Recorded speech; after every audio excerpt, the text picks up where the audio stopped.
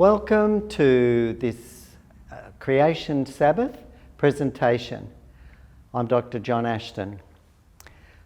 We're going to be talking on the topic of evolution impossible, and it's a topic that I'm really passionate about because scientifically evolution is absolutely impossible. So let's have a look at more details about this. If we consider what most textbooks say, they make assertions about evolution.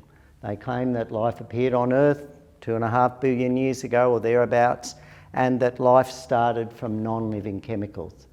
Actually, from biochemistry today, we know that it is absolutely impossible for life to start from non-living chemicals because the biochemistry required for life is so complex. How did life begin? So here we have a Nobel laureate, that is a scientist that has won the Nobel Prize, the top prize in science, reporting in one of the top science journals in the world, Nature. And he says here, as how did life begin? He says the early atmosphere had no oxygen and contained other gases. And there was lightning, asteroid impacts, ultraviolet light from the sun, acted to generate a compound called hydrogen cyanide, which, by the way, is actually very poisonous. There were also raining into volcanic crater lakes. The cyanide reacted with iron, what came out through rocks, and then the resulting compounds of iron and cyanide accumulated over time, building a stew of active chemicals. And then he goes on to talk about how the building blocks of life, RNA and so forth, formed, and the first lipids formed. That's the first fats. Now these are all assertions, but they're assertions in a top science journal. So let's have a look now. Is there evidence that can support these assertions? Now the first attempt to explain how life could form from chemicals was proposed in 1969 by Dean Kenyon, a professor of biology at San Francisco State University. However, he came to recognise that it was so impossible that the DNA code had to form, and this is a very complex chemical code, but not only that, a code reading system had to form that could read the language of the code. And also, for the code to be meaningful, it had to be an environment that could protect it in the presence of a whole lot of very complex chemical reactions. As a result, he believed that life had to be created by God, and he is actually now a creationist. Dr. Francis Collins, who directed the Human Genome Project, a brilliant chemist, also believes that God must have created life in the first place. Why? Because the biochemistry of living organisms is so complex. Another scientist wrote the book Signature in the Cell, Dr. Stephen Meyer, who earned his doctorate from Cambridge. And again, this book explains the complexity of living cells is so detailed that it must have been intelligently designed. So why do leading scientists reject chemical evolution as the origin of life? Because biochemically it's impossible for a living cell to form by chance chemical reactions. Living cells are amazingly complex. Now sometimes we'll see a diagram like this, and in this diagram we see that there's a cell wall and there is a little coil representing DNA, which is a very, very long molecule. And then we'll see a little blob, a little ribosome. Now those little blobs, that represents the code reader system for the DNA. And so for anything to work, both those have to arise at chance. Now that's a very simple diagram. We can imagine maybe that could arise by chance. But let's just think about the cell wall. If we look at the cell wall, look at the complexity of the cell wall. It's extremely complex. And all these molecules that make up the structure of this cell, according to the theory of evolution, formed by chance in just the right way.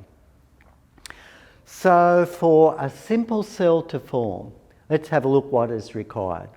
Well, for a start, we have to have these very long chain molecules form that we call biopolymers. Now, these long-chain polymers form by a chemical reaction that doesn't go in water. As a matter of fact, water breaks down the polymers.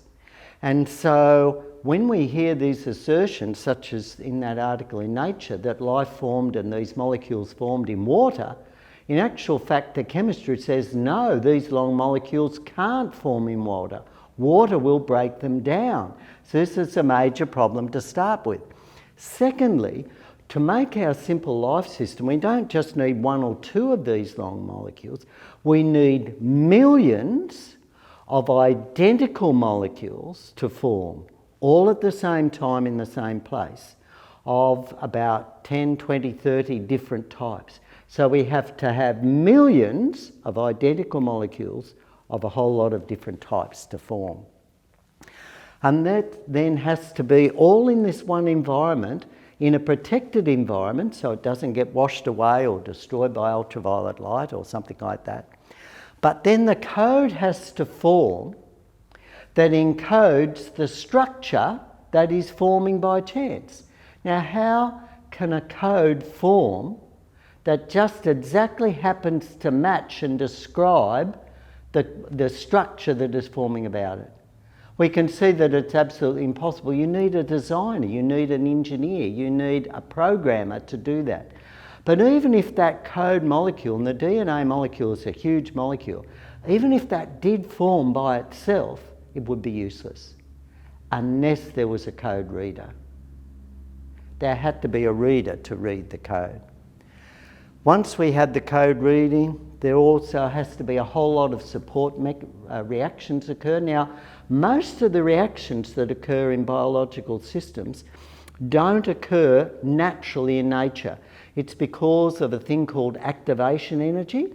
So let me give you an example. You can store petrol in your garage and it doesn't burn, but you hold a match near it and suddenly it will burn. Why? Because the petrol, the gasoline, requires activation energy to get the reaction going. Now, in living systems, that activation energy is produced by special molecules that we call enzymes.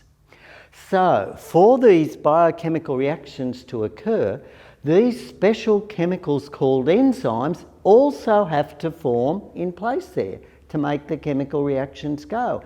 And they have to be just the right enzymes, and the enzymes themselves are very complex molecules. And as a result, then we have to produce hundreds of chemical reactions to make the cell go.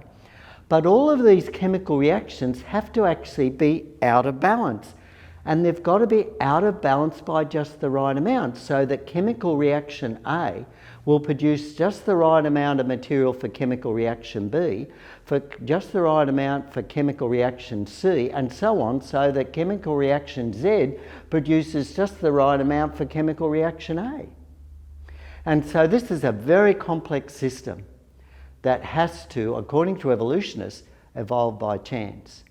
And we would just have a whole lot of just dead atoms and molecules and DNA unless all these chemical reactions are suddenly at the same time put out of balance by just the right amount, and every reaction a different amount. Otherwise it's just dead molecules. And that is so difficult to do. That's why we can't make anything alive, because it's absolutely impossible to put hundreds of chemical reactions just out of balance by the right amount. So at the present, there's no known mechanism that can explain the origin of life. Life is supernatural. But there's so much more evidence of design in nature. For example, did you know that plants have a little mini laboratory that splits water into hydrogen and oxygen? Now, this is actually a very, very special tool. And so there we have some green leaves that have chlorophyll. And that chlorophyll is some little chlorophyll clusters that can capture the ultraviolet light. And there's a special molecular structure that is represented by this diagram here called photosystem 2. And what happens is photosystem 2 traps and holds two water molecules together in a special part in the molecule. And it then gets zapped from the energy that chlorophyll has absorbed from the ultraviolet light. And that energy then splits it into hydrogen and oxygen. And that then results in the production of carbon dioxide and also it results in the production of oxygen, and the oxygen that is formed reacts with carbon to produce the carbohydrates or sugars. And so that's why plants release oxygen into the atmosphere, and they combine the hydrogen and the carbon to form carbohydrates.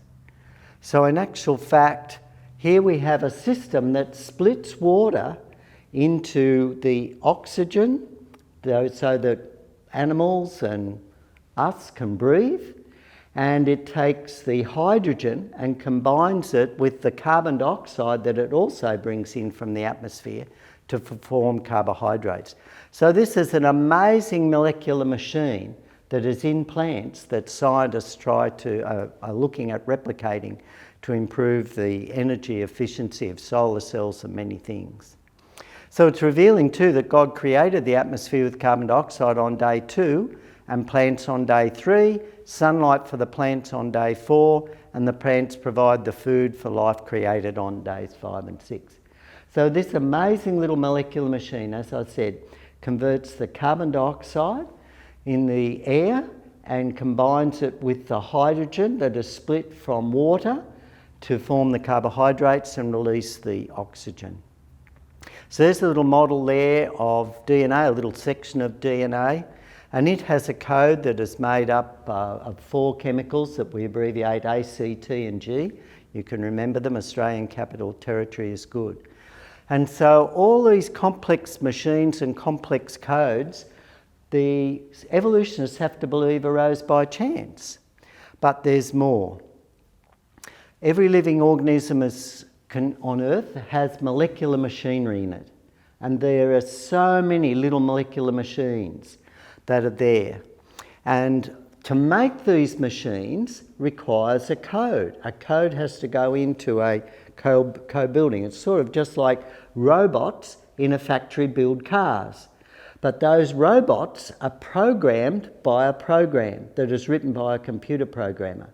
So in a living cell, the computer program is the DNA code, and the little robots that are building the components are the ribosomes.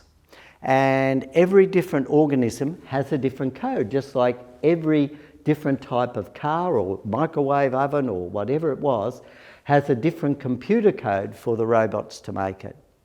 Now here we have a code, and some of you might be able to read this code, but most of us can't. But Esther could read that code. It's Persian. But why can't we read that code? Because we don't have the right code reader. Or this one here, this is a different code. Just imagine writing your essay in that. Well, a lot of chemistry books are written in this. This is Russian. My best friend at school could read that.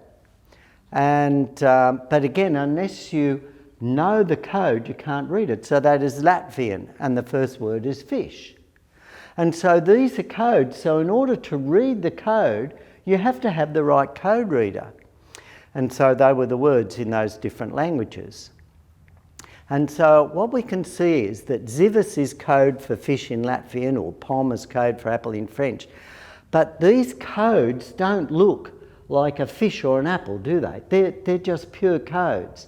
And this is the important thing that needs to be understood, that evolutionists claim that codes arise by chance. We need to remember that these codes look nothing like the physical structures that those codes represent. They look nothing like them. It's a language, and that language is made up of just 4 chemicals, A, C, T and G. And so they need a code reader. All living things have their own code. Every flower, insect, bird has its own different code. And many science books assert that all these codes came about as the result of random mutations. But I think we can see that the codes are so complex that because they involve hundreds of thousands to millions to billions of letters, all code letters, all arranged in just the right order to construct the organism. So you've got to have, in some organisms, billions. And these represent, these codes in a language that look nothing like the object. Just like Zivis, Z-I-V-I-S, doesn't look like a fish. And so we know, though, from scientific experiments that mutations don't produce new codes. They don't produce huge amounts of new meaningful codes. So scientists have actually never observed evolution in action. They've never observed codes producing new meaningful information that produces something new that works. The ribosome, though, is the code reader that reads the DNA code. And it's interesting that the chemists that worked out this code, and it took a team of chemists to work it out, they were awarded the Nobel Prize in Chemistry in 2009. It took them years to work it out using X-ray crystallography. And yet evolutionists have to believe that this amazing code reader system that took these scientists years to work out its structure, and they still don't know how it works. They've worked out its crystal structure, how the atoms are arranged, but they still haven't worked out how it works, that this code arose by chance. And there's a diagram of this particular structure that reads the DNA code. But you know, there's more. The code to make the code reader is in the DNA code. But the DNA code is useless without the code reader. And so this really is a fingerprint that shows that there must have been a creator, because there's no way that the code reader can form by chance. It's such a complex molecule. And unless it's perfectly right to read the DNA code, it's not going to work. But the code to make it is in the DNA, but it can't be made unless there is already a code reader. You know, many students think that scientists know how life on Earth evolved, but in reality they don't. For example, here we have the University of California, Berkeley, so one of the top secular universities in the United States. In their Museum of Paleontology, it's a study of fossils, on their Evolution 101 website, they state, biologists are trying to figure out how evolution happens, and that's not an easy job. And they go on to say, one of the questions that evolutionary biologists are trying to answer is, how does evolution produce new and complex features? How did the complex reproductive system of all the different animals, insects, flowers and mammals come about? How did horns form? How did eyes form? How did digestive systems form? And it's interesting, one of the top chemists in the world, one of the most highly cited chemists in the world, this means that his research is studied by other scientists, and he creates new molecules. So here's a scientist that actually builds and creates new molecules, James Antour. And this is what he says. He has challenged for someone to explain to him how evolution can occur. And he says no one has been able to explain to him in terms of chemistry how evolution can occur.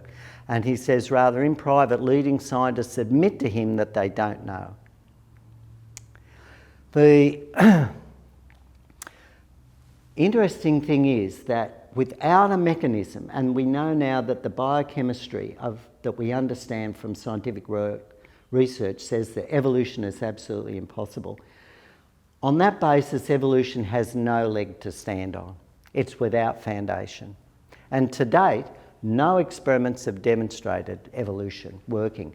Now, we read about evolution in textbooks and we can observe different changes that occur. But one of the important things that we need to understand about evolution is this. For the evolution of a new body part to occur, like an arm or a leg or an eye, some new part, totally new code has to form. That's the evolution that Darwin was talking about. That's the evolution that produces new types of animals and plants. The evolution that we occur, though, can occur when we have duplication of an existing part of the DNA code. Or we can have a loss of genetic information. So we might have code for a particular colour, and that code is lost. So that animal no longer produces, say, light fur. It can only produce dark fur now because it's lost the genes. And people talk about, well, it's evolved. And so there are types of evolution that can occur that involve duplication of existing genes, or it can be the loss of genetic information, or we can transfer a little piece of code from one organism for another. And this commonly occurs in bacteria. So a little piece of genetic code in one bacteria can transfer to another bacteria. And this has led to the evolution, for example, of a lot of the, or a number of the main food poisoning bacteria.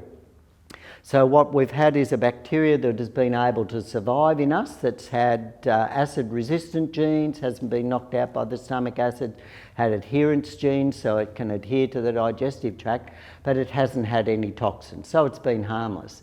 But somewhere along the line, a bacteria that was carrying a toxin gene, that gene is transferred across, and now this, what was otherwise a harmless bacteria, is now carrying a toxin. And that's how some of the E. coli bacteria that are particularly dangerous have evolved. But this is not new code forming by chance. That is code that was already there and just happens to be transferred. So these types of evolution occur. We see them all the time, but they don't produce new types of organisms. Dr. Richard Lansky, though, at Michigan State University, did some experiments to try and demonstrate evolution. And what he did was he bred the bacteria E. coli through 30,000 generations. That was a paper that he reported on, and he's done a lot of work since then. He's up to 60,000 generations now. They were still E. coli bacteria. They hadn't actually changed into any different type of bacteria. Now, Dawkins, Dr. Richard Dawkins, a proponent of evolution in one of his books, Evolution, the Greatest Show on Earth, says, well, hang on, some of these bacteria, in one of the groups, they were able to use citrate. This is an example, citrate as a food. This is an example of evolution. But when they examined the situation, what had happened was that the transfer gene for the bacteria to be able to use citrate as a food was already there. They had selected for bacteria that couldn't use citrate as a food, so they could use citrate as a buffer. But what happened was there was a duplication of a switch-on gene next to the citrate transfer gene. And that now enabled that gene that was already there to be switched on. So it wasn't a case of new information anyway. And so this is where even these experiments to try and demonstrate, yes, that evolution can occur, have failed to produce evolution. So after 60,000 generations, the E. coli was still E. coli. They hadn't even changed into a different type of bacteria. So we can see how long will it take for other types of animals with long gestation periods to evolve. Out in nature, there is a huge amount of genetic code. Even a bacteria, in its code, there's 4.6 million DNA base pairs. They're the letters A, C, T and G. 4.6 million of those letters arranged as codes, like words, to describe just that bacteria. So evolutionists have to believe that that code that works, that involves millions of pieces arrived by chance. Now, if we want to then just evolve from a bacteria into a yeast, which is another single-celled organism, a brewer's yeast has about 12.1 million letters in its code. So another 7.5 million letters have to form by chance in the DNA that work, that produce all these different parts of the yeast. And we know that random mutations don't produce new code that works really. So the probability of this happening is impossible. On the probability basis, we can say that it wouldn't happen. It just can't happen. If we look at a little roundworm, a little nematode, these are little worms that are studied, they're about 5 millimetres long, and we see they have a basic mouth and digestive system, reproductive system and so forth. If we go to a little roundworm, if our little yeast has to evolve into a worm, we go from about 6,000 genes to 19,000 genes, or we go from 12 million base pairs to 97 million base pairs. So the codes are so complex, and we're only up to worms. And these codes are so complex, scientists with all our knowledge, we can't write new codes to make a new organism that works. And yet evolutionists believe that these codes arose by chance, and they work. If we have a mammal, we have 2.5 million codes in, say, a mouse. And so to go from a little worm to a mouse, 2.5 billion new pieces of code that work have to form. But our little mouse is just one of over 5,000 mammals, and they all have different codes. And so let's have a look at all the different species. We've got 5,500 different types of mammals, nearly 10,000 different types of birds, 8,700 different types of reptiles, all the different types of amphibians and fish, and little creepy crawlies and insects. And then we've got all the different types of the spiders and all the different types of seashells and snails and plants and fungi and bacteria. We've got, and just of the ones I've listed here, there's just 1 million types of different organisms. But that's only about half the ones that are known. And in 2009, there were nearly 2 million different species noted in the scientific literature. And yet this is only supposed to be about 1% of the number of species that have evolved, because the rest have become extinct. And that's what we find. We don't observe evolution. What we observe is extinction. Dr. Wilson, who's an entomologist at Harvard University, a world-leading entomologist, what he says is we are currently losing about 0.25% of the remaining species each year. We're not evolving new species, we're losing species. So what we actually observe is the very opposite to evolution. Also, the DNA systems have systems built in to preserve the code. So let's have a look now. What's the facts? What do we observe? Scientists observe the steady loss of genetic information. What we're observing are mutations all the time that are leading to more diseases, not improvements. What we're seeing is the breaking down of codes. We're accumulating mutations and errors in the code. We're not producing new species. We observe plants and animals becoming extinct. And also when we look at the fossils, the fossil record is a record of fully formed animals, not animals slowly evolving. Sure, when we look at, it seems to be that some of the lower animals are more like sea-type creatures, but they're going to be down the bottom. That's where they'd be buried anyway. The fossil record, as another interesting point, the fossils stay the same over the fossil record. They don't show signs of change. So if we have a crocodile buried that's 70 million years old, they look the same as the crocodiles today. The same with moths and ants and these sort of things. So all these complex life forms have different codes. And the bottom line is that the biochemistry can't explain evolution. But creation by a super intelligent mind does explain what we observe, and it fits in the Bible account. And just recently, over 1,000 scientists now have signed this statement. We are sceptical of claims for the ability of random mutations and natural selection to account for the complexity of life. Careful examination of the evidence for Darwinian theory should be encouraged. So these scientists that signed this are scientists that all have doctorates in the area related to evolution research. We also have the account of the flood. That fits the evidence there, but there's more. Evolution cannot explain the origin of the mind. You can weigh your brain, it's material, but you can't weigh your thoughts. Your thoughts are non-material. Evolution just works with molecules and atoms and mutations, but our thoughts are non-material. And that's what connects us with God. That's who we are. And evolution cannot explain the mind and consciousness, but God can. He created us. And that's why God wants a relationship with us. We didn't get here as a result of evolution. We got here as a result of the creation by a super intelligent, non-material being who communicates with us through our mind. And we can learn about him in God's Word, the Bible. Thank you for joining us tonight for our Creation Sabbath presentation.